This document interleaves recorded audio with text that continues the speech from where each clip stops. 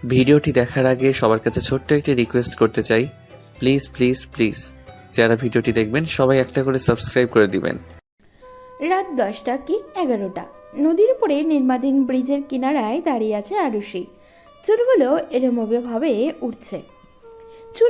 এলোমেলোভাবে উঠছে, মুখে বিষণ্ণতার ছাপ স্পষ্ট। এই মুহূর্তে তার কাছে জীবনটাকে বিষাক্ত মনে হচ্ছে। ভালোবাসার মানুষটা অন্য কারোর সাথে বিয়ের ব্যাপারটা কিছুতেই মেনে নিতে পারছে না আরুষি। মনে হচ্ছে বুকের ভেতরে কেউ তীব্র তীর ছুটছে, চোখের কোণ থেকে জল গড়াচ্ছে। এ জীবন রাখার কোনো ইচ্ছে আরুষির নেই। নদীতে ঝাঁপ দেওয়ার জন্য উদ্যত হতেও কেউ একজন তার কোমর শক্ত করে জড়িয়ে ধরে টেনে এনে ব্রিজের মাঝখানে দাঁড় করালো। Are you mad? এভাবে এত রাতে সুইসাইড করছেন কেন? আরুষি ক্রন্দনরত কণ্ঠে বলল, ছাড়ুন আমার হাত। আগে আমার প্রশ্নের উত্তর দিন, এইভাবে সুইসাইড করছেন কেন? আপনাকে বলতে আমি বাধ্য নই, ছাড়ুন। ঝামটা মেরে ছেলেটার হাত থেকে নিজের হাত ছাড়িয়ে নিল আরুষি। দুপা এগোতেই ছেলেটা ফের আরুষির হাত চেপে ধরে বলল, এক্সকিউজ মি, কোথায় যাচ্ছেন? আবার নদীতে ঝাঁপ দিতে? জানে আপনার ফ্যামিলি? একটা দীর্ঘশ্বাস ছাড়ল ছেলেটা। আরুষির হাত ধরে রেখেই বলল, চলুন, আপনার বাড়ির ঠিকানা বলুন, আপনাকে বাড়িতে পৌঁছে দিচ্ছি। আরুষি খানিকটা চেঁচিয়ে উঠল। ছাড়ুন আমার হাত, আমি বাড়ি যাব না, চলে যান আপনি। ছেলেটা গম্ভীর স্বরে বলল, এত রাতে একটা মেয়েকে সুইসাইডের দিকে ঠেলে দিয়ে বাড়ি গিয়ে আমি শান্তি পাবো না, তাই কথা না বাড়িয়ে চলুন চুপচাপ। কোনো উপায়ন্ত না পেয়ে আরুষি ছেলেটার সাথে যেতে লাগলো। এখনও অনবরত অশ্রু গড়াচ্ছে তার চোখ থেকে। ছেলেটা আরুষির হাত ধরে হাঁটতে হাঁটতে বলল, এবার বলুন তো, সুইসাইড করতে চাচ্ছিলেন কেন? ভালোবাসি একজনকে, কিন্তু সে আমার ভালোবাসা কোনোদিন বোঝেনি। পরশুদিন তার বিয়ে, যেটা আমি কখনোই নিজের চোখে দেখতে পারবো না, সহ্য করতে পারছি না। আর পুরো পৃথিবী মনে হচ্ছে বেঁচে থাকার ইচ্ছেটাই মরে গেছে। তাই বলে আপনার ফ্যামিলির কথা চিন্তা না করে এভাবে মরে যাবেন? That's not right. একজনকে ভালোবাসেন, তাকে পাচ্ছেন না বলে মরে যেতে চাইছেন। একটাবারও ভাবছেন না আপনার পরিবারের কথা? তারা আপনাকে ছেড়ে কি করে থাকবে? আরুষি চুপচাপ চোখের পানি ফেলছে, কোনো কথা বলছে না। আপনি যাকে ভালোবেসেছেন সে হয়তো আপনার জন্য পারফেক্ট না। আপনার জন্য অবশ্যই আল্লাহ অন্য কাউকে পাঠিয়ে রেখেছে। যাকে হারিয়েছেন সে হয়তো নিশ্চয়ই আপনার জন্য কল্যাণকর ছিল না। আল্লাহ নিশ্চয়ই আপনার জন্য বেস্ট কাউকে রেখেছে। এরই মাঝে ছেলেটার ফোন এলো। ফোনের স্ক্রিনে তন্ময় নামটা ভাসছে। কল রিসিভ করতেই ওপাশ থেকে তন্ময় বলল, হ্যালো আরিয়ান, বাড়ি পৌঁছেছিস ঠিক মতো? হ্যাঁ, বাড়িতে যাচ্ছি। বাড়িতে গিয়ে কথা হবে, bye. Okay bye. Aryan call কেটে পড়ল। যেটা বলছিলাম, আল্লাহকে বিশ্বাস করেন তো? আরুষি ছোট্ট করে জবাব দিল, হুম। তাহলে এটা জানেন তো, আত্মহত্যা মহাপাপ। আরুষি চুপ করে রইল। ভুলেও কখনো কারোর জন্য সুইসাইড করতে যাবেন না।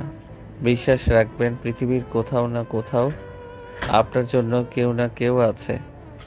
হাঁটতে হাঁটতে ওরা আরুষির বাড়ির কাছাকাছি এসে পৌঁছালো। আরুষিকে বাড়ি অবধি নিয়ে এসে আরিয়ান বলল, কখনো আর এরকম সুইসাইড করার চিন্তা করবেন না। চলি তাহলে, কেমন? বলে সে নিজের বাড়ির গন্তব্যে হাঁটা দিল। আরিয়ানের বাড়িতে ঢুকতে ঢুকতে প্রায় রাত 12টা। আরিয়ান আজ গ্রামে ফিরবে বলে ওর বোন অনহা দরজা খুলেই অপেক্ষা করছিল। আরিয়ান এসে বাড়িতে ঢুকতেই ড্রয়িং রুম থেকে দৌড়ে এসে আনহা বলল, কিরে তোর এতক্ষণ লাগলো বাড়িতে আসতে? আর বলিস না আপু, অনেক ঘটনা। কি হয়েছে আবার? ভিতরে চল, বলছি। আরিয়ান নিজের রুমে গিয়ে ফ্রেশ হয়ে ডাইনিংয়ে আসলো। আনহা ওর জন্য রাতের খাবার বেড়ে দিল। আরিয়ান চেয়ার টেনে বসতে বসতে বলল, মা বাবা কি ঘুমিয়ে গেছে? হুম। আনহা খাবার বেড়ে দিতে দিতে বলল, এবার বলতো কি হয়েছে? আরিয়ান আসার পর থেকে আরুষির সাথে সমস্ত ঘটনা খুলে বলল। আনহা চিন্তিত হয়ে বলল, মেয়েটার নাম কি? সেটা জিজ্ঞাসা করা হয়নি। নামটা জিজ্ঞাসা করলি না? নাম শুনলে চিনতে পারতাম। আচ্ছা, যাই হোক, ওই মেয়ের কথা বাদ দে। তুই খেয়েছিস? না, এখনো খাইনি। তাহলে বসে পড়, দুজনে মিলে একসাথে খেয়ে নিই। দুদিন পর তো শ্বশুর বাড়ি চলেই যাবি, তারপর তো আর খাওয়া হবে না। আরিয়ান এভাবে বলাতে আনহার চোখের কোণ থেকে জল আসে। আরিয়ান আনহার দিকে তাকিয়ে বলল, কাঁদছিস কেন? এখনই বিয়ের কথা মনে করে মন খারাপ করছিস? বস তো আমার সাথে। আরিয়ান আনহার হাত ধরে টেনে টেবিলে বসালো। দুই ভাই বোন একসাথে খাওয়া দাওয়া করে নিল। আজকে আনহার গায়ে হলুদ, বাড়ি ভর্তি মেহমান। ওর কাজিন নাশা আর মায়া আরও বেশ কয়েকদিন আগে চলে এসেছে। নাশা আর আনহা সমবয়সী। নাশার ছোট বোন মায়া, তবে তিনজনেরই বন্ডিং বেশ ভালো। আনহার হলুদ থেকে বিয়ে সব কিছুতেই ওর বাবা বেশ ধুমধাম করেই আয়োজন করছে। একমাত্র মেয়ের বিয়ে বলে কথা, গ্রামের সবাইকে নেমন্তন্নও করা হয়েছে। সন্ধ্যা থেকে হলুদের অনুষ্ঠানও শুরু। আরুষির পরিবারের সবাই এসেছে, শুধু আরুষি বাদে। আরুষিকে না দেখে মায়া উঠে গিয়ে আরুষির মাকে জিজ্ঞাসা করলো, কি ব্যাপার আন্টি, আরুষি আসলো না? আসলে ওর নাকি শরীরটা তেমন ভালো না, তাই আসছি। ও, মন খারাপ করে মায়া চলে গেল। মায়া আর আরুষি বেস্ট ফ্রেন্ড। ওরা একই সাথে একই কলেজে পড়ে। আরুষি আজকে এখানে না আসায় মায়ের মনটা খারাপ হয়ে গেল। একে একে সবাই মিলে আনহাকে গায়ে হলুদ দিতে লাগলো। আনহা গায়ে হলুদের সাজ তুলে গিয়ে ভাবলো একবারে শাওয়ার নিয়ে বেরোবে। শাওয়ার নিয়ে এসে ওর এখন বেশ ঠান্ডা লাগছে। তোয়ালে দিয়ে মাথা মুছতে মুছতে ড্রেসিং টেবিলের সামনে বসলো। কাল বিয়ের কথা মনে হতেই খানিকটা লজ্জা আর ভালো লাগায় এসে ওকে ঘিরে ধরলো। পছন্দের মানুষটার সাথে বিয়ে হচ্ছে, যাকে চেয়েছিল তাকেই পেতে চলেছে। বিয়ে করে কাল নতুন আরেকটি বাড়িতে যাবে, নতুন সব মানুষজনের সাথে থাকতে হবে। এসব ভেবেই অন্যরকম অনুভূতিরা ওকে ঘিরে ধরেছে। চুল মুছে তোয়ালেটা বারান্দায় মেলে দিয়ে লাইট অফ করে বিছানায় এসে শুয়ে পড়ল সে। ভোরবেলা পুকুর পাড়ে উদাসীন হয়ে বসে আছে আরুষি। চোখের কোণ থেকে অনবরত জল গড়াচ্ছে। সারা রাত ঘুম হয়নি তার। ভালোবাসার মানুষটার আজকে বিয়ে, এটা ভাবতেই যেন ভিতরটা দুমড়ে মুচড়ে যাচ্ছে ওর। কিছুতেই মেনে নিতে পারছে না সে। গ্রামের ধান ক্ষেতের আইল ধরে হাঁটছে আরিয়ান। গ্রামে আসা হয় না তেমন একটা তার। শহরেই সে আর তন্ময় পড়াশোনা করে। আসলে একসাথে দুজনেই গ্রামে আসে। ভোরে দুজনে একসাথে হাঁটতে বের হওয়ার কথা ছিল, কিন্তু তন্ময় ঘুমের কারণে উঠতে আসতে পারেনি। তাই আরিয়ান একাই বের হয়। হাঁটতে হাঁটতে পুকুর পাড়ে এসে আরুষিকে দেখে খানিকটা এগিয়ে আসে, পাশে দাঁড়িয়ে বলে, গুড মর্নিং, বসতে পারি? আরুষি চোখ মুছে মাথা তুলে তাকায়, খানিকটা হাসার চেষ্টা করে বলে। হুম। আরিয়ান আরুষির পাশে বসে পড়ে আজকে ও তার কথা মনে করে কাঁদছিলেন? আর বলে। আরুষি চোখের পানি মুছবার চেষ্টা করে কাঁপা কাঁপা গলায় বলল, কই না, না তো।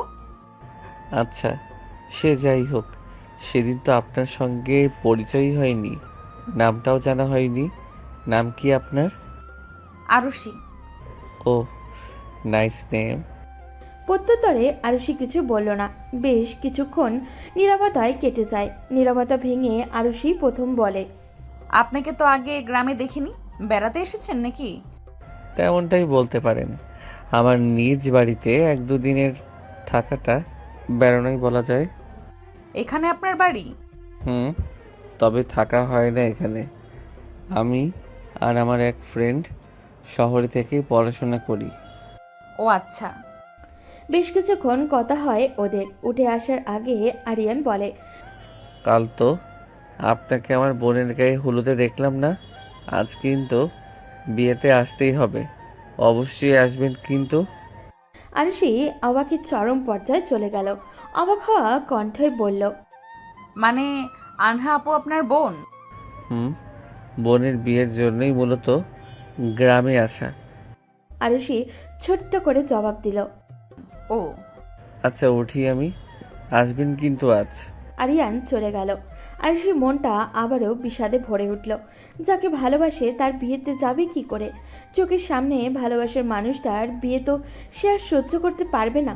তন্ময় বেশ খুশিতেই আছে।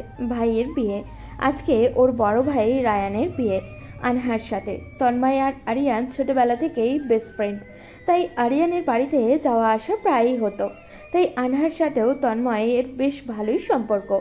রায়ানও অনেক আগে থেকেই আনহাকে ভালোবাসতো, তাই সোজা বিয়ের প্রস্তাব নিয়েই আনহাদের বাড়ি গিয়েছে। আনহা নিজেও অবশ্য পছন্দ করত রায়ানকে। রায়ানরা সবাই চলে এসেছে। কিছুক্ষণের মধ্যেই ওদের বিয়ের কাজকর্ম সম্পন্ন হবে। আনহাকে দুটো মেয়ে পার্লার থেকে এসে সাজিয়ে গেছে। নিজের রুমেই বসেছিল আনহা আর ওর কাজিনরা। আনহার আম্মু এসে ওদেরকে ড্রয়িং রুমে আসতে বলে। ওর কাজিনরা ওকে ড্রয়িং রুমে নিয়ে যায়। রায়ানের পাশে নিয়ে গিয়ে ওকে বসায়। লজ্জায় আড়ষ্ট হয়ে বসে আছে আনহা। কেমন জানি লজ্জা লাগছে তার। ইসলামিক ও আইনত নিয়ম মেনে আনহা আর রায়ানের বিয়ে সম্পন্ন হলো। খাওয়া দাওয়ার পর এখন বিদায়ের পালা। যতই পছন্দের মানুষের সাথে বিয়ে করুক, তবুও সারা জীবনের জন্য এই জন্য বাবার বাড়ি ছেড়ে যেতে কষ্ট তো হবেই। আনাহর বাবা মা সবাইকে জড়িয়ে ধরে কাঁদছে। যাওয়ার আগে আশেপাশে তাকিয়ে আরিয়ানকে দেখতে না পেয়ে আনহা দৌড়ে যায় আরিয়ানের রুমে। সেখানে গিয়েই ভাইকে জড়িয়ে ধরে কাঁদতে থাকে। ভাই বোন দুজনেই কাঁদছে, দুজনের চোখেই জল। অবশেষে আরিয়ান আনহাকে ছেড়ে দিয়ে চোখের পানি মুছিয়ে দিয়ে বলে, চলো, এবার তো যেতে হবে। তারপর আনহাকে নিয়ে গিয়ে রায়ানের হাতে ওর হাতে তুলে দেয়। রায়ান আর আয়ানদের গাড়ি যাওয়ার পর রুমে চলে আসে আরিয়ান। বাড়িটা যেন কেমন খালি খালি লাগছে। ফুলে সাজানো খাটে বসে আছে আনহা। ওর পাশে নাশা, মায়া আর রায়ানের কাজিনরা বসে আছে। নানান কথা বলে বারবার লজ্জায় ফেলছে আনহাকে। কিছুক্ষণ বাদেই তন্ময় আর রায়ান একই সাথে রুমে আসলো। তন্ময় সবার উদ্দেশ্যে বলল, বের হও এবার সবাই রুম থেকে। অনেক আড্ডা দিয়েছো, অনেক রাত হয়েছে। এবার ভাইয়া আর ভাবিকে একা ছাড়ো। মায়া বলে উঠল। আর একটু থাকি না। তন্ময় ভ্রু কুচকে তাকালো। ওই মেয়েটাকে আজ সারাদিন প্রচুর বকবক করতে দেখেছে সে। এক মুহূর্ত চুপ থাকতে পারে না। মায়ের উদ্দেশ্যে বলল, এখানে থেকে করবেটা কি? নিজের বোনের বিয়ের দিন বোন আর দুলাভাইয়ের রোম্যান্সে ব্যাঘাত ঘটাতে চাইছো কেন? কারো থেকে ছেঁকা টাকা খেয়েছো নাকি যে এখন অন্যের রোম্যান্স সহ্য হয় না? শেষ কথাগুলি খানিকটা বাঁকা হেসে বলল তন্ময়।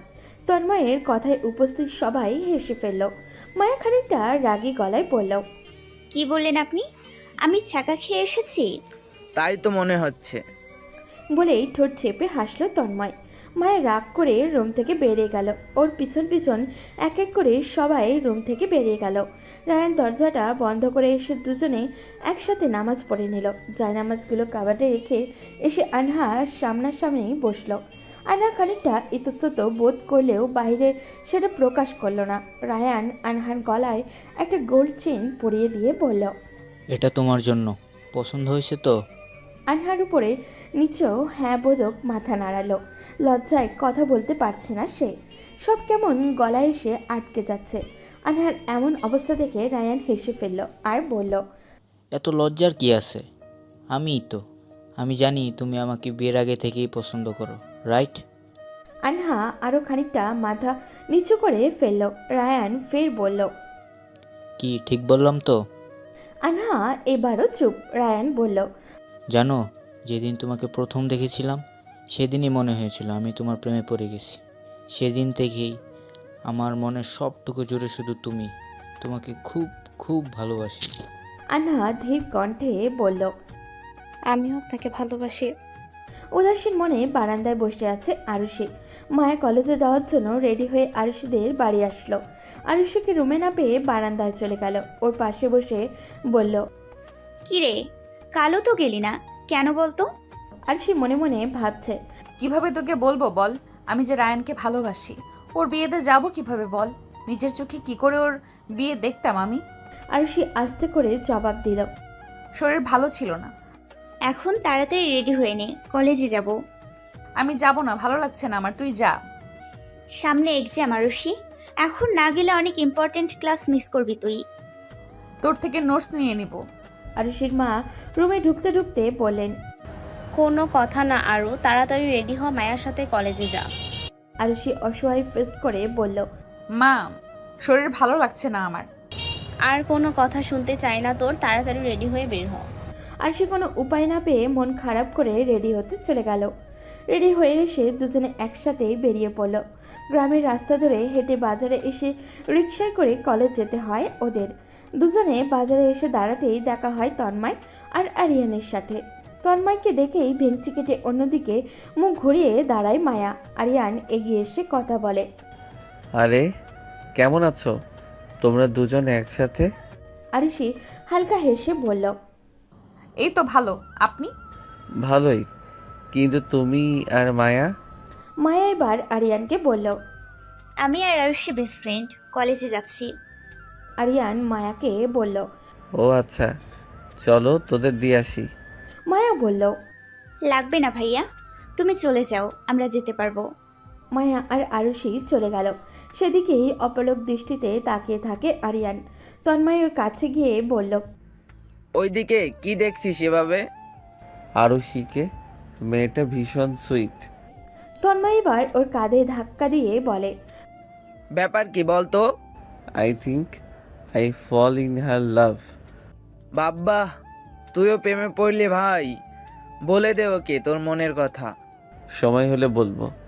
মেয়েটা এখন অনেক ডিপ্রেশনের মধ্যে আছে। মানে? সেসব তুই বুঝবি না।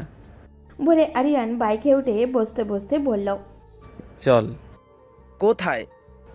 ওদের কলেজে। তন্ময় কিছু না বলে বাইকে উঠে বসল। আকাশের রোদে ছিটে ফোটাও নেই, মেঘলা আকাশ, উত্তরের ঠান্ডা হাওয়া বইছে। কলেজের ছেলেমেয়েরা মাঠে বসে আড্ডা দিচ্ছে। ক্লাস করে বেরিয়ে কলেজের মাঠে বসে আছে মায়া আর আরুষি। আরুষির বেশ মন খারাপ, সে তো আসতেই চায়নি। মায়া তাকে জোর করে নিয়ে এসেছে। আরুষিকে এভাবে চুপ থাকতে বসে থাকতে দেখে মায়া রীতিমতো বিরক্ত হয়ে যাচ্ছে। বিরক্তি নিয়েই বলে উঠল, এই হয়েছেটা কি তোর? এভাবে চুপচাপ বসে আছিস কেন? কিছু না, ভালো লাগছে না। এই আগে তো তুই এমন ছিলি না, কয়দিন ধরে দেখছি একদম চুপচাপ হয়ে গেছিস। কি হয়েছে তোর? বললাম তো কিছু না, শরীর ভালো লাগছে না। মায়ের দৃষ্টি মাঠের অপর প্রান্তে কলেজ গেটে পড়তেই আরুষি বলল, ওই দেখ, ভাইয়া আর ওর ওই বন্ধুটা না? মায়ের কথার দৃষ্টি অনুসরণ করে তাকায় আরুষি। আরিয়ান তন্ময় ওদের দিকেই তাকিয়ে আছে। মায়া বলল, চল চলে যাই। কেন, নিজেই তো চলে এসেছিলি আমাকে নিয়ে, এখন চলে যেতে চাইছিস কেন আবার? এত কথা বলতে ভালো লাগে না, চল তো। বলে টেনে দাঁড় করালো আরুষিকে। হাত ধরে টানতে টানতে একদম কলেজ গেটের কাছাকাছি এসে পড়ল। তন্ময়দেরকে ক্রস করেই কলেজ গেট দিয়ে বেরোতে যাবে, এমন সময় তন্ময় বলল। আমাদের দেখে এভাবে পালাচ্ছ নাকি? মায়া হেঁটে যেতে গিয়েও থেমে গেল। পিছু ঘুরে এসে তন্ময়ের সামনে দাঁড়িয়ে পড়ল। আপনাদের দেশে পালাতে যাব কেন? সেটাই তো দেখলাম, আমাদের দেখেই তড়িঘড়ি করে কলেজ থেকে বের হয়ে যাচ্ছিলে। জি না, আমরা এখন এমনিতেও বের হতাম। আরিয়ান বলল, দুপুর তো হয়ে গেছে, বাইরে থেকে একেবারে লাঞ্চ সেরে তারপর বাড়িতে যাবি। আরুষি মায়ার থেকে নিজের হাত ছাড়াতে ছাড়াতে বলল, আচ্ছা তুই তাইলে যা, আমি বাড়িতে গেলাম। বলে কয়েক কদম এগোতেই আরিয়ান দৌড়ে আরুষির সামনে পথ আটকে দাঁড়িয়ে পড়ল। আরে আরে কোথায় যাচ্ছেন? বাড়িতে। বললাম না সবাই মিলে লাঞ্চে যাব। আপনারা যান, আমার ভালো লাগছে না। এই জন্যই তো বলছি চলুন, গেলে আপনার ভালো লাগবে। তন্ময় এগিয়ে এসে বলল। চলেন বলতে নিতেই আরিয়ান ওর দিকে রাগী দৃষ্টিতে তাকায়। তন্ময় যে ভাবি বলতে চাইছিল সেটা বুঝতে পারে আরিয়ান। আরিয়ানকে এভাবে তাকাতে দেখে তন্ময় চুপ হয়ে যায়, আমতা আমতা করে বলে, না মানে চলুন, গেলেই ভালো লাগবে, মনটাও ফ্রেশ হবে। মায়া এসে জোর করলো, তাই ওদের সবার কথায় আরুষি আর ফেলতে পারল না। ওরা সবাই মিলে একটা হোটেলে গিয়ে বসলো। সবাই একসাথে লাঞ্চ করে কিছুক্ষণ ঘোরাঘুরি করে বাড়ি ফিরল। কয়েকদিন কেটে যায়। আজকে বিকালে আরিয়ান আর তন্ময় গ্রাম থেকে চলে যাবে। এমনিতেই ওর অনেকগুলো ক্লাস গ্যাপ দিয়েছে, আর ক্লাস মিস দিবে না বলেই তাড়াতাড়ি চলে যাচ্ছে। অন্যবার এলেও আরও কম থাকা হতো, কিন্তু এবারে সে যে এভাবে হঠাৎ করেই আরুষির প্রেমে পড়ে যাবে সেটা আরিয়ান ভাবতে পারেনি। আরুষির সাথে সময় কাটানোর জন্য, কথা বলার জন্যই এবার আরও কিছুদিন বেশি থেকেছে সে। আরুষির সাথে বেশ ভালো একটা বন্ডিং তৈরি হয়েছে। আপনি থেকে তুমি বলা শুরু করেছে, অবশ্য আরুষি আপনি করেই বলে।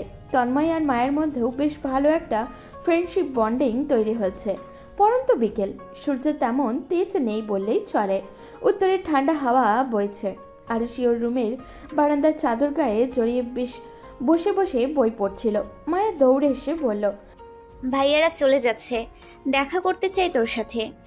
প্রথমে আলসেমিতে যেতে ইচ্ছে করলেও কিছু একটা ভেবে উঠে দাঁড়ালো আরুষি। গায়ে ভালোভাবে চাদর জড়িয়ে মায়ের সাথে বেরিয়ে এলো। ওদের বাড়ি থেকে সামান্য দূরে আম গাছের নিচে ব্যাগ কাঁধে দাঁড়িয়ে আছে আরিয়ান আর তন্ময়। ওরা দুজন এগিয়ে যেতেই আরিয়ান বলল, চলে যাচ্ছি, সাবধানে থেকো আর নিজের খেয়াল রেখো। কবে আসবে? জানি না, আসছি বাই। তন্ময় বলল। আসছি, ভালো থেকো তোমরা। আরিয়ান ততক্ষণে কয়েক কদম এগিয়ে গেছে। পিছন ফিরে তন্ময়কে বলল, আয়, দেরি হয়ে যাচ্ছে আমাদের। তন্ময় আসছি বলে ওদের থেকে বিদায় নিয়ে চলে গেল। গ্রাম থেকে কিছুটা দূরে শহরের দিকে ঘুরতে এসেছে আনহা আর রায়ান। একান্তেই নিজেদের মতো করে একটু সময় কাটাবে, ঘুরবে বলে আবদার করছিল আনহা, তাই রায়ান ওকে ঘুরতে নিয়ে এসেছে। রাস্তার হেডলাইটের আলোয় ফুটপাত ধরে হাঁটছে দুজনে। রায়ানের হাতে আনহার হাত মুঠো করে ধরা। দুজনে হেঁটে চলেছে। শীতের সন্ধ্যায় শহরের পরিবেশটাই অন্যরকম। গ্রামে একরূপ, শহরে আর এক। এভাবে প্রিয় মানুষের হাত ধরে হাতে হাত রেখে হাঁটতে বেশ ভালো লাগছে আনহার। মাথার উপরে খোলা আকাশ, প্রকৃতির হিমশীতল হাওয়া আর ভালোবাসার মানুষটির হাতে হাত রেখে হাঁটা, আর কি চাই। আনহা আজকে রায়ানের পছন্দের বিরিয়ানি রান্না করেছে। শ্বশুরবাড়িতে এটাই ওর প্রথম রান্না। যদিও বাড়িতে খুব বেশি লোক নেই, তবুও রান্না ঠিকঠাক হবে কিনা এটা নিয়ে একটু চিন্তায় আছে। যতই হোক, শ্বশুরবাড়ির লোকেদের খাওয়াবে, একটু এদিক ওদিক যেন না হয়, তাই খুব মনোযোগ দিয়েই রান্না বান্না করছে সে। রান্নার শেষে সবার জন্য নিজেই খাবার পরিবেশন করলো আনহা। ওর শ্বশুরবাড়ির সবাই রান্নায় বেশ প্রশংসা করলো। একটু স্বস্তির নিঃশ্বাস ফেললো সে। যাক, রান্নাটা ঠিকঠাক মতোই করতে পেরেছে সে। সন্ধ্যাবেলা আনহা ও ননদ তাহা দুজনে বসে বসে টিভি দেখছিল। এমন সময় কলিং বেল বেজে ওঠে।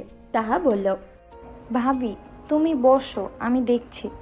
তাহা গিয়ে দরজা খুলতেই নাশা আর মায়াকে দেখে ভীষণ খুশি হয়ে বলল, তোমরা এসেছো, দারুণ মজা হবে আজকে, জমিয়ে আড্ডা দিতে পারবো। রায়ানের মা রুম থেকে বেরোতে বেরোতে বলল, বলেই কে এসেছে রে তাহা? ড্রয়িং রুমে এসে নাশা আর মায়াকে দেখে তিনিও ভীষণ খুশি হন। এগিয়ে এগিয়ে এসে বললেন, আরে তোমরা কেমন আছো? আলহামদুলিল্লাহ আন্টি, আপনি কেমন আছেন? এই তো আলহামদুলিল্লাহ। দাঁড়িয়ে আছো কেন? বসো বসো। আরে আন্টি, ব্যস্ত হবেন না। তোমরা গল্প করো, আমি তোমাদের জন্য নাস্তা নিয়ে আসি। নাশা আর মায়া ওনাকে সালাম দিয়ে বলল, বলে তিনি কিচেনে চলে গেলেন। আনহা, নাশা, মায়া, তাহা ওরা সবাই মিলে একসাথে জমিয়ে আড্ডা দিতে লাগলো। আর সে শুয়ে শুয়ে ফোন দেখছে। এমন সময় আননোন একটা নাম্বার থেকে মেসেজ আসে। এত রাতে মেসেজ? কৌতূহল নিয়ে মেসেজটা ওপেন করে সে। মেসেজটা একটু চিঠির মতো করে লেখা। কেমন আছো? শরীর মন ঠিক আছে তো? মন ভালো না থাকলেও ভালো রাখার চেষ্টা করবে, কেমন? কারোর জন্য নিজের জীবনটা নষ্ট করার চিন্তা ভুলেও করবে না। কিন্তু যাকে ভালোবাসতে সে তোমার হয়নি এটা ভেবে উল্টাপাল্টা কাজ করতে যাবে না একদম।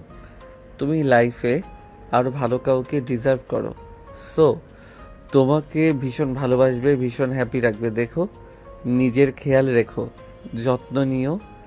ইতি, তোমার চেনা জানার মধ্যেই কেউ।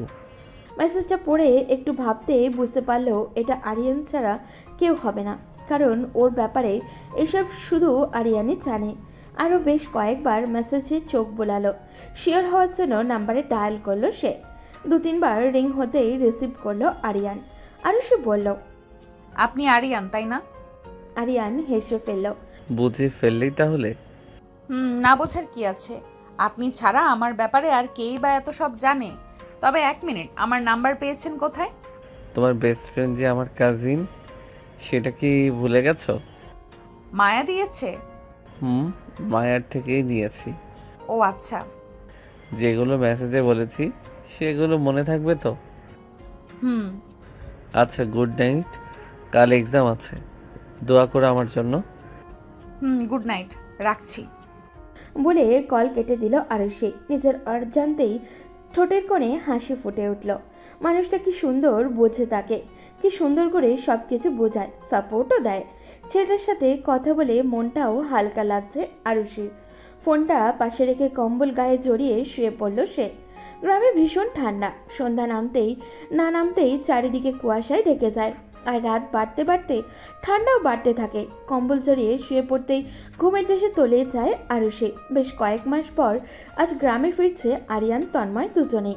আরিয়ান ঠিক করেছে গ্রামে ফিরেই এবার সে আরুষিকে তার মনের কথা জানাবে। এতদিন কথা বলতে বলতে এইটুকু বুঝতে পেরেছে যে মেয়েটা ডিপ্রেশন থেকে কিছুটা হলেও মুভ অন করতে পেরেছে। সে এবার ব্রিজের ওপর থেকে এখন আরুষিকে টেনে নামিয়ে এনেছিল। এখন তার সেই বিষণ্ণ কান্না ভেজা মুখশ্রীর দিকে তাকে কেমন একটা অদ্ভুত মায়া জন্মেছিল তার প্রতি। আর সেই মায়ার প্রেমেই পড়ে যায় আরিয়ান। তার জীবনের এই হঠাৎ প্রেমের আগমনের কথাগুলোই বাসে বসে ভাবছে আরিয়ান। কখনোই এত তাড়াতাড়ি বাড়ি ফেরা হয় না তার। এবার আরুষিকে দেখার জন্যই তাড়াতাড়ি ফিরছে সে। আরুষির কথা ভেবে ভেবে মুচকি হাসছে আরিয়ান। তন্ময় বলল, ভাবির কথা ভাবছিস নিশ্চয়? আচ্ছা, রাজি হবে তো ভাবি? এত দিনে কথা বলতে বলতে যা বুঝেছি আরুষি ও আমার প্রতি কিছু তো ফিল করে, নয়তো মায়ার থেকে যা শুনলাম ও কখনোই কোনো ছেলেদের সাথে কথা বলে না। সে জায়গায় আমার সাথে বেশ স্বাচ্ছন্দ্যেই কথা বলে। তাহলে তো তোর লাইন ক্লিয়ার ভাই। আমার লাইনটা কবে সেটিং হবে বল? আরিয়ান ভ্রুকুচকে তাকিয়ে বলল, তোর লাইন মানে? তুই আবার কাকে ভালোবাসিস? আগে বল, শোনার পর কোনো রিয়্যাক্ট করবি না। রিয়্যাক্ট করব কেন বল? না থাক। থাকবে কেন, এখনই বল। আবার কি গোলমাল পাকিয়েছিস তুই? আমি মায়াকে ভালোবাসি। বলতেই আরিয়ান বেশ সিরিয়াস ভঙ্গিতে রেগে তাকালো ওর দিকে। তন্ময় ফিস এতক্ষণে চুপসে গেছে। এবার তন্ময় এমন চুপসে যাওয়া চেহারার দিকে তাকিয়ে হো হো করে হেসে ফেলল আরিয়ান। আমার এক্সপ্রেশন দেখেই তোর এই অবস্থা?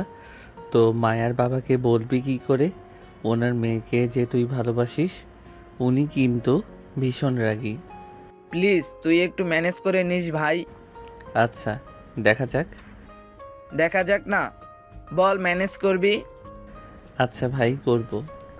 বাড়ির সদর দরজার কড়াঘাতে ড্রয়িং রুমের লাইটটা জ্বালিয়ে দরজার কাছে আসেন আরিয়ানের মা। এত রাতে কে এলো আবার? ভেবে জিজ্ঞাসা করল। কে? আরিয়ান বলল, মা, আমি। আরিয়ান গলার স্বরে উনি বেশ অবাক হন। দরজা খুলে চোখের সামনে সত্যি সত্যি আরিয়ানকে দেখে বললেন, তুই এসেছিস এত তাড়াতাড়ি? আমাকে কি এখানেই দাঁড় করিয়ে রাখবে? উনি দরজা থেকে সরে দাঁড়িয়ে পড়লেন। না, ভিতরে আয়। আরিয়ান বলল, অবাক হয়েছ? হবই তো, এমনিতে তো হাজারবার বললেও ও বছর আগে আসিস না। কোনো কাজে এসেছিস নাকি? নিজের বাড়িতে আসতেও কি কারণ লাগে? কোনো দরকার ছাড়া তো আসিস না। এখন থেকে মনে হচ্ছে বাড়িতে আসতে হলেও কৈফিয়ত দিতে হবে। হাত মুখ ধুয়ে জামা কাপড় পাল্টে আয়, খাবার বাড়ছি।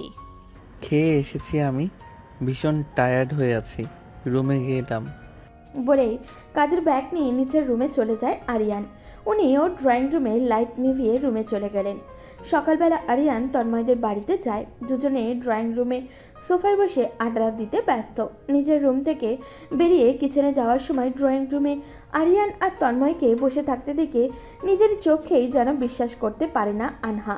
ওদের কাছে এসে বলে, তোরা কখন এলি? তন্ময় বলল, কাল রাতেই এসেছি আমরা।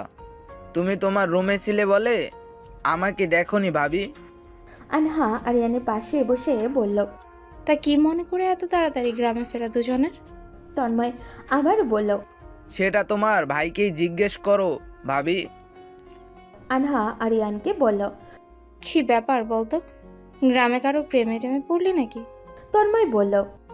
হোয়াট আর গ্রেট ভাবি, তুমি একদম ঠিক ধরেছো। তোমার ভাই তার প্রিয়তমার থেকে আর দূরে থাকতে পারছে না, তাই তো কাল উড়ে উড়ে চলে এসেছে তাকে দেখতে। আরিয়ান রাগী দৃষ্টিতে তাকায় তন্ময়ের দিকে। তন্ময় বলল, এভাবে তাকাচ্ছিস কেন? যা সত্যি তাই বললাম। আনহা আরিয়ানকে বলল। থাকে সে। তন্ময় এত কিছু বলে দেওয়াতে তন্ময়ের পিঠে কয়েকটি কিল ঘুষি বসিয়ে দেয় আরিয়ান। তন্ময় রুম থেকে দৌড়ে বেরিয়ে যেতে যেতে বলল, বলে দে ভাবিকে, কে সে, কে সে, হু ইজ শি? বলে হাসতে হাসতে বেরিয়ে যায় তন্ময়। আনহা বলল, তো বল হু ইজ শি। আরিয়ান বলল, উফ আপু, তুইও না। আহা বল না নামটা, কি আছে এতে? আরুষিকে ভালোবাসি আমি। কবে থেকে চলছে? ওকে এখনো বলিনি। কি বলিসনি এখন? না, তবে আজকে ওকে বলবো। আচ্ছা, ডাইনিং আয়, ব্রেকফাস্ট করে নিবি। ব্রেকফাস্ট শেষে তন্ময় আরিয়ান দুজনেই নিজেদের বাইক নিয়ে বেরিয়ে পড়ে। গন্তব্য আরুষিদের কলেজ। কলেজে ঢুকে মাঠের একপাশে বাইক নিয়ে দাঁড়ায় দুজনে। ক্লাস শেষে আরুষি আর মায়া একই সাথে বের হলো। তন্ময় আর আরিয়ান হঠাৎ করে ওদের সামনে এসে দাঁড়ালো। দুজনকেই বেশ অবাক হলো। মায়া অবাক হওয়া কণ্ঠে বলল, তোমরা? আরিয়ান বিরক্তির স্বরে বলল, দেখতেই তো পাচ্ছিস আমরা, আবার জিজ্ঞেস করছিস কেন? না মানে তোমরা তো এত তাড়াতাড়ি কখনো আসো না। তন্ময় বলল, এবার এলাম, কোনো সমস্যা আছে? না, আমাদের সমস্যা থাকবে কেন? তোমাদের বাড়ি, তোমরা যখন খুশি আসতেই পারো। আরিয়ান বলল। কথা পরে বলিস তোরা, আগে চল। মায়া বলল, কোথায়? চল, গেলেই দেখতে পাবি। তন্ময় আর আরিয়ান এর পিছন পিছন মায়া আর আরুষিও গেল। ওরা দুজন বাইকে উঠে বসলো। মায়া আর আরুষি দ্বিধায় পড়ে গেল, কে কার বাইকে বসবে। আরিয়ান বলল, তোমাদেরকে কি বাইকে উঠে বসার জন্য আলাদা করে ইনভাইটেশন কার্ড দিতে হবে? উঠে বসো দুজনে। মায়া বলল, কোথায় বসবো? তুই তন্ময়ের সাথে যা। ওর সাথে? কেন, কোনো প্রবলেম? না, যাচ্ছি। বলেই মায়া গিয়ে তন্ময়ের সাথে বাইকে উঠে বসলো। আরিয়ান এবার আরুষিকে বলল। কি হলো, উঠো। আরুষি গিয়ে বাইকে বসতেই আরিয়ান আর তন্ময় বাইক স্টার্ট দিল। মায়া তন্ময়কে বলল, কোথায় যাচ্ছি আমরা? জানি না, আপাতত আরিয়ান যেখানে যাচ্ছে সেখানেই ওদের সাথে যাচ্ছি। মায়া আর কথা বাড়ালো না। ঘন্টা দেড়েক পর ওরা প্রায় শহরের কাছাকাছি একটা ক্যাফেতে এসে পৌঁছালো। ক্যাফেতে ঢুকতেই আরুষি আর মায়া দুজনেই বেশ অবাক হয়ে গেল, কারণ ক্যাফেতে ওরা ছাড়া আর কেউই নেই। পুরো ক্যাফেটা বেশ সুন্দর করে সাজানো। আরিয়ান তন্ময়কে আলাদা করে ডেকে নিয়ে বলল, আজকেই মায়াকে প্রপোজ করে দিস। আমাদের সুন্দর একটা মোমেন্টস ক্রিয়েট করার জন্যই এত সব অ্যারেঞ্জ করেছি। ও যদি রিয়্যাক্ট করে? করবে না বলছিস? হুম। আরিয়ান আর তন্ময় দুজনেই হাতে গোলাপ নিয়ে এগিয়ে এসে আরুষি আর মায়ের সামনে হাঁটু গেড়ে বসলো। আরুষি আর মায়া দুজনেই বেশ অবাক হয়ে একে অপরের মুখ চাওয়াচাই করলো। কি হতে যাচ্ছে কিছুটা হলেও দুজনে আন্দাজ করতে পারছে। আরিয়ান আর তন্ময় দুজনেই আরুষি আর মায়ের দিকে ফুল এগিয়ে দিয়ে বলল, উইল ইউ ম্যারি মি? ওদের থেকে একসাথে এভাবে প্রপোজাল পেয়ে আরুষি আর মায়া আরও এক ধাপ অবাক হলো।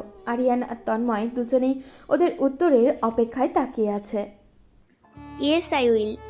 মায়ের থেকে এই উত্তরে তন্ময়ের প্রত্যাশা ছিল না। ভেবেছিল মায়া রিয়্যাক্ট করবে। তন্ময়ের ঠোঁটে হাসি ফুটে উঠল। উচ্ছ্বাসিত হয়ে বলল, সত্যি তুমি রাজি? মায়া তন্ময়ের হাত থেকে গোলাপ নিয়ে বলল, সত্যি। আরুষি তখন চুপচাপ। কি বলবে বা কি বলা উচিত ভেবে পাচ্ছে না সে তো একজনকেও ভালোবাসে, অবশ্য তাকে পাওয়াটা এখন অসম্ভব। আরুষি ভেবে চলেছে আরিয়ানের প্রথম দিনের বলা কথাগুলো। বারংবার মাথায় সেই একই কথাগুলোই ঘুরপাক খাচ্ছে। আরিয়ান এখনও তার উত্তরের অপেক্ষায় সেভাবেই বসে আছে। মায়া আরুষির পাশে এসে দাঁড়িয়ে বলল, আর কতক্ষণ ভাইয়াকে এভাবে বসিয়ে রাখবি? আমার কিছু ভালো লাগছে না, চল এখান থেকে। বলেই মায়ার হাত ধরে টেনে ক্যাফের বাইরে চলে এলো। একটা রিক্সা ডেকে তাতে উঠে পড়ল। আরিয়ানা তন্ময় দৌড়ে আস্তে আস্তেই ওরা দুজন চলে গেল। তন্ময় বলল, এটা কি হলো? আরিয়ান কিছু না বলে বাইকে বসে বাইক স্টার্ট দিয়ে চলে গেল। তন্ময় দৌড়ে গিয়ে নিজের বাইক স্টার্ট দিতে দিতে বলল, আরে তোরা সবাই আমাকে ফেলে যাচ্ছিস কোথায়? রিক্সা ছুটে চলেছে ওদের গ্রামের দিকে। উদাসীনভাবে রিক্সায় বসে আছে আরুষি। মায়া বলল, ওভাবে ওখান থেকে চলে এলি কেন? ভাইয়াকে কি তোর পছন্দ নয়? শেষ প্রশ্নে মায়ের দিকে তাকালো আরুষি। ছোট্ট করে জবাব দিল, জানি না। আচ্ছা তুই কি কাউকে ভালোবাসিস? না। আমার ভাইয়া কিন্তু খারাপ না। ওকে দেখে যা বুঝলাম তোকে ভীষণ ভালোবাসে। এত তাড়াতাড়ি কোনোবারই ভাইয়া গ্রামে আসে না, তোর জন্য এবার তাড়াতাড়ি এসেছে। কত সুন্দর করে আমাদের সারপ্রাইজ দিয়েছে, শুধুমাত্র তোকে ভালোবাসে বলে। তুই ভাইয়াকে অ্যাকসেপ্ট করতে পারিস। আরুষি কিছুক্ষণ মায়ের কথাগুলো নিজে ভাবলো আর বলল, বাড়ি গিয়ে ভেবে জানাবো। ঠিক আছে, সে না হয় তুই ভেবেই জানাস, কিন্তু উত্তরটা যেন হ্যাঁ হয়। দেখা যাক। বাড়ি এসে পৌঁছালো ওরা। মায়া যাওয়ার সময় বলল, টাটা, যাচ্ছি। গুড নিউজের অপেক্ষায় থাকবো। সারা রাত ধরে এই ব্যাপার নিয়ে ভাবলো আরুষি। কিছুতেই ওর ঘুম আসছে না। অনেক চিন্তা ভাবনার পর ভাবলো কাল দেখা করবে আরিয়ানের সাথে। টেক্সট করলো আরিয়ানের নাম্বারে। কাল ভোরবেলা নদীর পাড়ে আসবেন, কথা আছে। মেসেজ টোন বেজে উঠতেই আরিয়ান ফোন হাতে নিয়ে মেসেজ চেক করলো। মেসেজ পড়ে ভাবতে লাগলো। কি বলবে আরুষি? ও কি তাহলে রাজি? ভাবতে ভাবতেই ঘুমিয়ে পড়লো আরিয়ান। ভোরবেলা নদীর সেই ব্রিজের উপরে দাঁড়িয়ে অপেক্ষা করছে আরিয়ান। চারিদিকে কুয়াশা চাদরে আবৃত। হিম শীতল হাওয়া বয়ে যাচ্ছে। খানিক বাদেই আরুষি এলো, পাশাপাশি এসে দাঁড়ালো। আরিয়ানের দৃষ্টি নদীর পানিতে নিবদ্ধ। সেদিকে তাকিয়ে বলল, কি বলবে বলো। এত তাড়া কিসের আপনার? নাকি রেগে আছেন আমার উপর? রেগে থাকবো কেন? তোমার উপর রাগ দেখানোর কোনো অধিকার কি আমার আছে? যদি বলি আজ থেকে অধিকার আছে। আরিয়ান এবার ঘুরে দাঁড়ালো আরুষির দিকে আর তাকে বলল, মজা করছো? মজা কেন করতে যাব? আরিয়ান আর কিছু বলল না। আরুষি কিছুক্ষণ চুপ থেকে হঠাৎ করেই বলে উঠল, আমি রাজি। আরিয়ান এবারেও কিছু বলল না। আরুষি আরিয়ানকে নিজের দিকে ঘুরিয়ে বলল, কি বললাম শুনতে পেয়েছেন? আরিয়ান শুনেছে ঠিকই, কিন্তু মুখে বলল, হুম, শুনতে পাইনি, আবার বলো। বলেছি যে আপনাকে বিয়ে করতে আমি রাজি। তাহলে কাল ওভাবে চলে এসেছিলে কেন? বাড়ি এসে সবটা ভেবে তবেই ডিসিশন নিয়েছি। বুঝলাম। হাঁটবেন? হুম, হাঁটা যায়। দুজনে পাশাপাশি ব্রিজের উপর দিয়ে হাঁটছে। এই ব্রিজে ওদের প্রথম দেখা। তখন দুজনের কাছেই ছিল অচেনা এবং অজানা। আজ দুজনেই একে অপরের সাথে সারা জীবন থাকার সিদ্ধান্ত নিয়েছে। নাসার বিয়েও ঠিক হয়েছে। পারিবারিকভাবেই ছেলে শহরের হসপিটালের ডাক্তার, তাই তার ফ্যামিলি সহ তারা সবাই সেখানেই থাকে। আজকে নাসিকে দেখতে এসে ছেলের বেশ পছন্দ হয়েছে, তাই সামনের সপ্তাহতেই বিয়ের ডেট ফিক্স করা হয়ে গেছে। মায়া কলেজ শেষে তন্ময়ের সাথে কিছুক্ষণ ঘোরাঘুরি করে বাড়ি ফিরতে ফিরতে বিকেল হয়ে যায়। বাড়িতে ফিরে নাসার বিয়ের খবর শুনি দৌড়ে নাসার রুমে পৌঁছে যায়। পিছন থেকে জড়িয়ে ধরে বলে, আপু, আমি ভীষণ ভীষণ এক্সাইটেড। তোর বিয়ে ঠিক হয়েছে।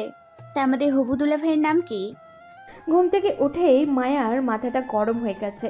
ওকে নাকি এখন ছেলেপক্ষের সামনে শাড়ি পরে তৈরি হয়ে যেতে হবে। নাসা ওকে বারবার তাড়া দিচ্ছে। এক প্রকার বিরক্ত হয়েই শাড়ি পরে ড্রয়িং রুমে যায় সে। সামনে বসে থাকা ছেলে আর তার পরিবারের দিকে তাকাতেই 440 ভোল্টের শক খায় ও। তন্ময় আর ওর ফ্যামিলির সবাই এসেছে। তন্ময়ের ফ্যামিলির সবারই মায়াকে পছন্দ হয়েছে। ওদের বিয়ের ডেটও নাসার বিয়ের দিনে ফিক্সড হয়েছে। ওদিকে আরিয়ান আর ফ্যামিলি নিয়ে আরুষির বাড়িতে বিয়ের প্রস্তাব নিয়ে যায়। আরুষির বাবা প্রথমে এত তাড়াতাড়ি মেয়ের বিয়ে দিতে রাজি না হলেও পরে রাজি হয়। আরিয়ানের ফ্যামিলি অনুরোধে ওদের বিয়ে একই দিনে ঠিক করা হয়। মূলত এটা আরিয়ানেরই প্ল্যান। যখন শুনেছিল নাসার বিয়ে ঠিক হয়েছে তখনই প্ল্যান করেছে ওদের ফ্যামিলিকে মানিয়ে তিনজনেরই বিয়ে একদিনে ঠিক করবে। সবার পরিবারের সম্মতি ওদের গায়ে হলুদ। বিয়ের সমস্ত কিছুর আয়োজন গ্রামের একটি কমিউনিটি সেন্টারে একসাথে করা হয়েছে। আরুষি, মায়া আর নাসা তিনজনেই একসাথে পার্লার থেকে সেজেছে। তিনজনকেই হলুদের সাজে খুব সুন্দর লাগছে। আনহা ওদের দেখে বলল, বাহ, খুব মিষ্টি লাগছে তিনজনকে, একদম হলুদ পরি। মায়া আর নাশা তো আনহার কাজিন, তাই আনহার সাথে বন্ডিং বেশ ভালো ওদের। তবে আরুষির সাথে খুবই কম কথা হয়েছে আনহার, তাই আরুষি একটু ইতস্তত বোধ করছে। আনহা ওদের সাথে বেশ কিছুক্ষণ কথা বলে। হঠাৎই রায়ানের দিকে আরুষির দৃষ্টি পড়তেই আরুষি তৎক্ষণাৎ চোখ সরিয়ে নেয়। আনহা ওদেরকে নিয়ে গিয়ে স্টেজে বসায়। সবাই এসে একে একে ওদেরকে হলুদ ছোঁয়ায়। হলুদের পর মেহেন্দির অনুষ্ঠান শুরু হয়। দুজন মেহেন্দি আর্টিস্টকেও আরিয়ান বলে দিয়েছিল চলে আসতে। ওই মেয়ে দুজন একে একে ওদের সবাইকে মেহেন্দি পরিয়ে দিল। বেশ নাচ গান হই হুল্লোড় মিলিয়ে ওদের হলুদ সন্ধ্যা শেষ হলো। আরুষি, মায়া আর নাশা তিনজনেই খয়েরি রঙের ব্রাইডাল লেহেঙ্গা সেজেছে। তিনজনকেই বেশ সুন্দর লাগছে। কিছুক্ষণ আগেই ওদের বিয়ে পড়ানো হয়েছে। আইনত এবং ইসলামী নিয়ম অনুযায়ী আরুষি অবশেষে আরিয়ানের বউ হয়ে গেল। আরুষি ভেবেছিল হয়তো কখনোই কাউকে আপন করে নিতে পারবে না, ভেবেছিল কখনো কাউকে ভালোবাসতেই পারবে না। কিন্তু আরিয়ান তার জীবনে আসার পর তার সব চিন্তা বদলে গিয়েছে। অল্প কয়েকদিন আরিয়ান তার মনের অনেকটা জায়গা করে নিয়েছে। সে জানে মানুষটা খুব ভালোবাসে তাকে। বিয়ের পর সবাই একসাথে সেলফি আর ছবি তুলতে ব্যস্ত। সবাই আনন্দে মেতে উঠেছে। আরিয়ান আর আরুষি একে অপরের দিকে তাকালো। দুজনের ঠোঁটের কোণে হাসির রেখা ফুটে উঠেছে। তন্ময় ও মায়া নিজেদের মতো কাপল ফটোশ্যুট করতে ব্যস্ত। নাশা, তানিম, মায়া, তন্ময়, আরিয়ান, আরুষি, আনহা, রায়ান সবাই একে অপরের পাশে দাঁড়িয়ে নিজেদের মতো আড্ডা আর ছবি তোলায় ব্যস্ত। তাহা এগিয়ে এসে ওদের সামনে মুখ ভার করে দাঁড়িয়ে পড়ল। সবারই কি সুন্দর একজন একজন পার্টনার হয়ে গেল, আর আমি এখানে সিঙ্গেলই রয়ে গেলাম। তার কথায় সবাই হেসে উঠল। আনহা এগিয়ে এসে বলল, খুব তাড়াতাড়ি তোমার জন্য পার্টনার খুঁজে নিব ননদি, তারপর আর সিঙ্গেল থাকতে হবে না। বিয়ের সমস্ত আনুষ্ঠানিকতা শেষ হওয়ার পর সবাই বেরিয়ে যেতে শুরু করেছে। নাশাকে নিয়ে তানিমরা এক্ষুনি বেরিয়ে পড়বে। শহর যেতে যেতে অনেকটা সময়ের ব্যাপার, তাই নাশা আর মায়া দুজন দুজনকে জড়িয়ে ধরে কাঁদছে। কেউ কাউকে ছাড়ছে না। আরিয়ান আর তানিম এসে ওদেরকে ছাড়িয়ে নিল। নাশা আর তানিমদের গাড়িও চলে যায়। তারপর মায়ের বাবা মাও তন্ময়ের হাতে মায়ের হাত তুলে দেন। মায়াকে নিয়ে তন্ময়রাও চলে যায়।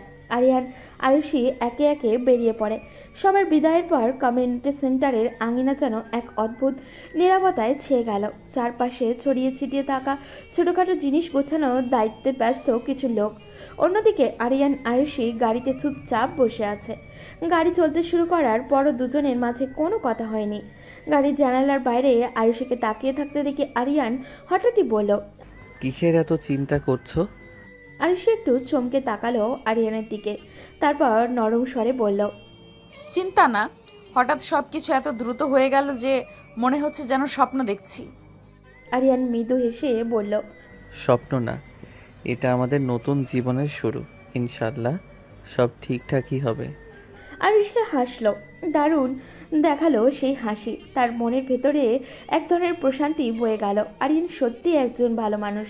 তার এই নতুন জীবনের যাত্রা যেন আনন্দ আর ভালোবাসায় পূর্ণ হয়। এই আশাতেই মনের ভিতরে আশার আলো জ্বলে উঠল আরুষি। নাশা আর তানিম শহরের ফ্ল্যাটে এসে পৌঁছালো।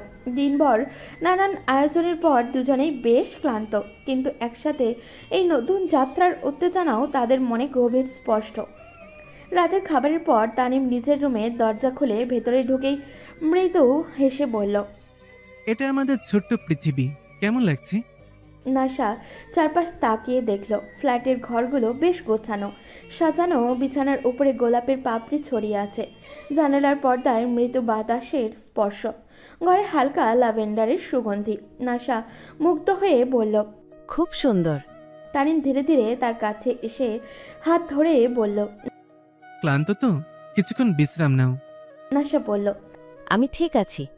তানিম একটু সামনে ঝুঁকে তার চোখের দিকে তাকিয়ে বলল, ঠিক আছে, আজকের রাত শুধু আমাদের, চলো গল্প করি। তারা দুজন বিছানায় বসে কথা বলতে লাগলো। নিজেদের ছোট ছোট স্মৃতি, হাসির গল্প আর ভবিষ্যৎ নিয়ে নানানো কথা। তানিম নাশার দিকে তাকিয়ে বলল, জানো, আমি তোমাকে প্রথম দেখার দিন থেকেই ভেবেছি তুমি আমার জন্যই ঠিক তৈরি হয়েছ। আল্লাহ আমাকে তোমার জন্যই বানিয়েছে। নাশা অবাক চোখে তাকিয়ে বলল, আপনি আমাকে আগে থেকেই চিনতেন? হুম। কি করে? ইটস সিক্রেট, বলা যাবে না। গল্প করতে করতে রাত গভীর হলো। তানি মৃদু আলো নিভিয়ে বলল। এবার ঘুমো, অনেক রাত হয়ে গেছে। নাশা মাথা এলিয়ে সম্মতি জানালো। দুজনেই জানতো এই রাতটা তাদের জীবনে একটা নতুন অধ্যায়ের সূচনা। একে অপরের পাশে থাকার প্রতিশ্রুতি নিয়েই তারা এক নতুন ভোরের অপেক্ষায় থাকলো। তন্ময়ের ঘর ও ওর সব কাজিনরা মিলে সাজালো। মায়াকে আনহা আর তাহা বসিয়ে রেখে গেছে। তন্ময় ঘরে প্রবেশ করলো। ঘরটি ফুল দিয়ে সজ্জিত। হালকা গোলাপি রঙের আলো যেন এক স্বপ্নের পরিবেশ তৈরি করেছে। মায়া লজ্জায় নিচের দিকে তাকিয়ে বসে আছে। তন্ময় ধীরে ধীরে তার কাছে এসে বসলো আর বলল, তোমার চোখে আজ সেই লজ্জা দেখেছি যা হয়তো কখনো দেখিনি। মায়া লজ্জায় মৃদু হাসলো। তন্ময় তার হাতে হাত রেখে বলল, আজ থেকে আমরা একে অপরের জীবন সঙ্গী। তুমি জানো তো আমি তোমাকে কতটা ভালোবাসি। মায়া তার দিকে তাকিয়ে সম্মতিসূচক হাসি দিল। অন্যদিকে আরিয়ান আর আরুষি তাদের নতুন সাজানো ঘরে প্রবেশ করলো। ঘরে সাদা ফুলের সৌরভে হালকা সুগন্ধি, মোমবাতির আলো যেন পুরো পরিবেশটাকে স্বর্গীয় করে তুলেছে। আরুষি একটু অপ্রস্তুত হয়ে দাঁড়িয়ে আছে। আরিয়ান তার দিকে এগিয়ে এসে বলল, এই লাজুক চেহারা আমার আরেকবার দেখা উচিত ছিল বিয়ের আগে। আরুষি লজ্জা পেল খানিকটা। মৃদু হেসে বলল, সব কিছু এত দ্রুত হলো যে বুঝতেই পারলাম না। আরিয়ান তার হাতটা ধরে পাশে বসিয়ে বলল, জীবনে কোনো কিছুই নিখুঁত হয় না, তবে আমরা একসাথে থাকলে সব কিছু নিখুঁত মনে হবে। আরুষি তার চোখে চোখ রাখলো। সেই মুহূর্তে তার মনে হলো এই মানুষটি তার জন্য সঠিক। সে তো সত্যিই ভালোবাসে তার তাকে এবং সারা জীবন তাকে ঠিকই আগলে রাখতে পারবে। বাসরাতের এই মুহূর্তগুলো যেন প্রত্যেক নবদম্পতির জীবনে এক নতুন প্রতিশ্রুতি এবং ভালোবাসার বন্ধন দিয়ে ভরে উঠল। দূরের গ্রামের পুকুর পাড়ে জোনাকির আলো আর আকাশে ভরা পূর্ণিমা যেন এই নতুন শুরুর সাক্ষী হয়ে রইল।